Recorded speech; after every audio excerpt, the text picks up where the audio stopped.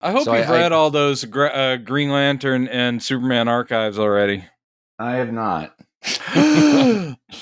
Although this one came in handy.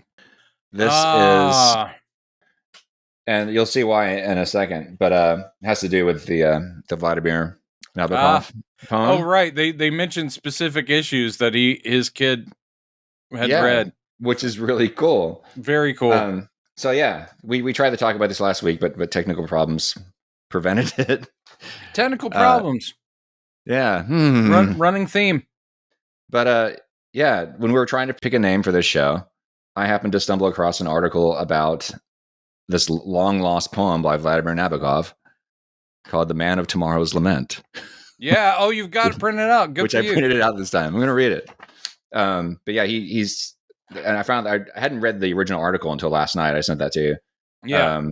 This scholar named Russian scholar, Andrei Babikov, had found it in an old friend of Nabokov's house and in his own personal archives. Oh, so yeah. It was, oh, God. Because I read the article you sent. It was another famous author whose name escapes me right now that had all that stuff. Okay.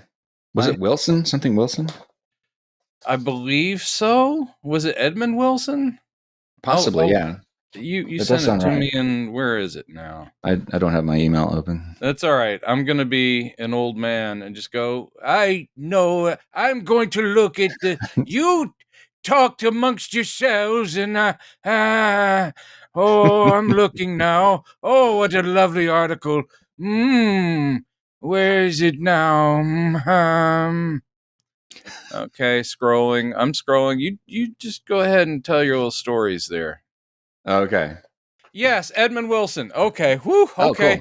Oh, cool. Woo. I think he was mostly an article writer and short story guy. Let me double check. Okay. Thank you, Google. You will help me. Yes, American writer and literary critic who explored Freudian and Marxist themes. Hey. Yeah. And that's where he was lost exploring those. They never found his body. Dumb joke.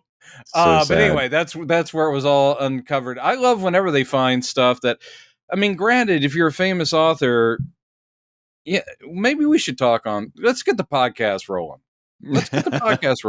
So Edmund Wilson was really good friends with Nabokov, apparently, and they would send each other letters and stuff. And apparently, Edmund had recommended, maybe jokingly, to Vladimir, like, why don't you write a poem about Superman? Because Vladimir had only recently moved to the States, and he was trying to publish stuff in English, and he had success over back where he came from, but in the States, nobody really knew who he was yet, and the New Yorker had published a couple of his poems already, so he wrote this poem about Superman, apparently recommended by Edmund Wilson, because he had been reading Superman comics to his young son, who was 9 years old at the time.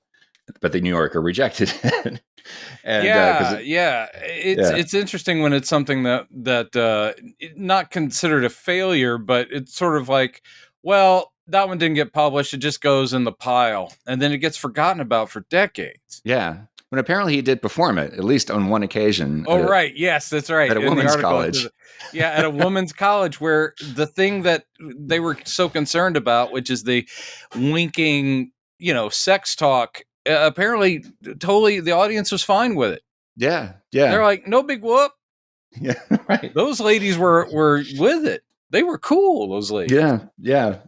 So anyway, so it's just amazing to find this thing. And there was a line which you'll hear here in a second. I'm going to read the poem. We'll explain why we chose this name. It'll explain the name of our podcast. Yeah. Anyway, So The Man of Tomorrow's Lament by Vladimir Nabokov.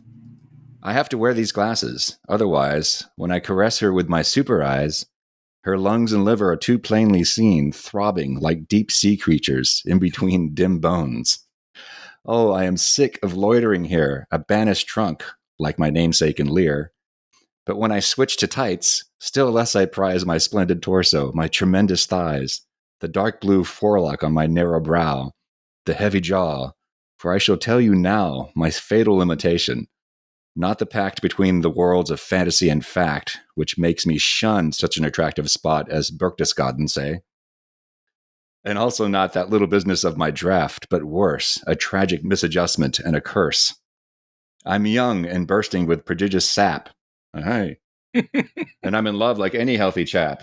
And I must throttle my dynamic heart, for marriage would be murder on my part. An earthquake wrecking on the night of nights, a woman's life, some palm trees, all the lights, the big hotel, a smaller one next door, and half a dozen army trucks or more. Page 2. But even if that blast of love should spare her fragile frame, what children would she bear? What monstrous babe, knocking the surgeon down, would waddle out into the awestruck town? When 2 years old, he'd break the strongest chairs, fall through the floor, and terrorize the stairs. At 4, he'd dive into a well. At 5, explore a roaring furnace and survive. At 8, he'd ruin the longest railway line by playing trains with real ones. And at 9, release all my old enemies from jail. And then I'd try to break his head and fail. So this is why, no matter where I fly, red-cloaked, blue-hosed, across the yellow sky, I feel no thrill in chasing thugs and thieves. And gloomily, broad-shouldered Kent retrieves his coat and trousers from the garbage can and tucks away the cloak of Superman. And when she sighs, somewhere in Central Park, where my immense bronze statue looms, "Oh, Clark, isn't he wonderful?" I stare ahead and long to be a normal guy instead. Oh, Vladimir Nabokov, June 1942. it's well, I know that because in that same article it mentioned that the one that he had sold, I think, to the New Yorker or whatever it was, one of the poems he did, English language poems he sold, it was also a little bit satirical, a little winky, and I think that he was like, "Oh, this is what's working for me," and so he does this one. So I know he doesn't take it too seriously, but it's amazing to me. That's 42. Superman is only 4 years in the public conscious when he writes that. And he's already pegging essential things of the character, the universe, and he's given it enough thought to where he's not just Mad Magazine, like doing a parody thing. He's actually giving some sort of emotional backstory and weight to this comic book character. It's great. It's almost like a poem about headcanon. Like, it's a question. Yes. He's like, how does he do that? Yeah, exactly. So, and this is the thing I love, that the Andrei Babikov, who discovered this, went and did this research. The cover. That's the exact one, yeah.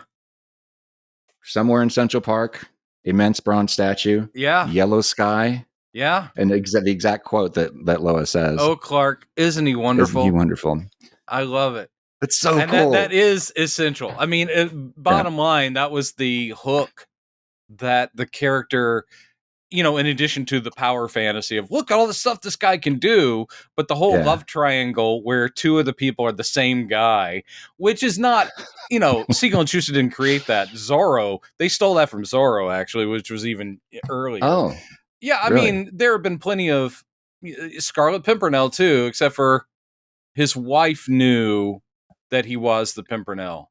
But yeah, there are plenty of things where it's like, oh, she's actually in love with my alter ego. Shit. But and I'm sure it's in Shakespeare as well. But still, it so awesomely works there, and the fact that he pegs that, and he mentions other stuff like the draft. He's talking about that issue famously where they address why isn't he fighting alongside the forces, the U.S. forces? And he goes in, he applies for the draft, but his X-ray vision, he's supposed to do the eye chart, and his X-ray vision reads the eye chart in the next room, so he gets it completely wrong. He looks through the eye chart to the next eye chart. Great. And they go, "Your eyesight's terrible." He's like, "What?"